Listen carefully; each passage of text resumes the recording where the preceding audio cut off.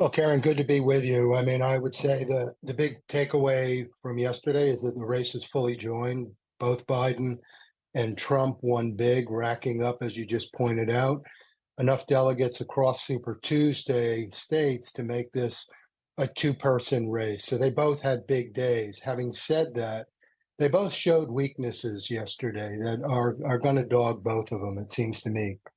The exit polling, when you look at it in Virginia, North Carolina, and California, Trump continues to underperform with college educated voters, and up to one third say they won't vote for him if he's convicted in one of the four pending criminal cases, court cases against him.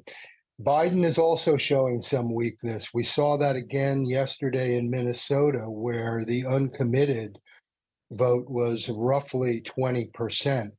So he's having some trouble with younger progressive voters. So, I mean, it's a big day for both of them. Both of them have weaknesses. I think going forward, the race is really just going to come down to which campaign does the best job in exploiting the opponent's weaknesses and neutralizing their own. And I think the opening shot will be tomorrow night with Biden's State of the Union address. Peter, let me bring up Nikki Haley at this point and her motivations and what happens with her campaign. A win in Vermont, but what's next and why do you think she's still hanging on at this point? Well, I think she's been hanging on because of the weaknesses I've just mentioned about in Trump's in the Trump vote. He's just got a sizable portion, about a third of the Republicans who are very uncomfortable with him, and I think she's had big donors continuing to support her to support the race. And so I think she's got a big decision that she needs to make today, whether or not she stays in as a spoiler effectively or gets out. But she's in a tough spot. I mean, is she going to endorse Donald Trump or not? If she doesn't endorse him, she's going to have trouble in the future as a potential Republican candidate. If she does endorse him, she'll look hypocritical given everything that she's recently said about Donald Trump. So I don't know. I think she's huddling with her team in South Carolina. We're going to get some kind of a statement today.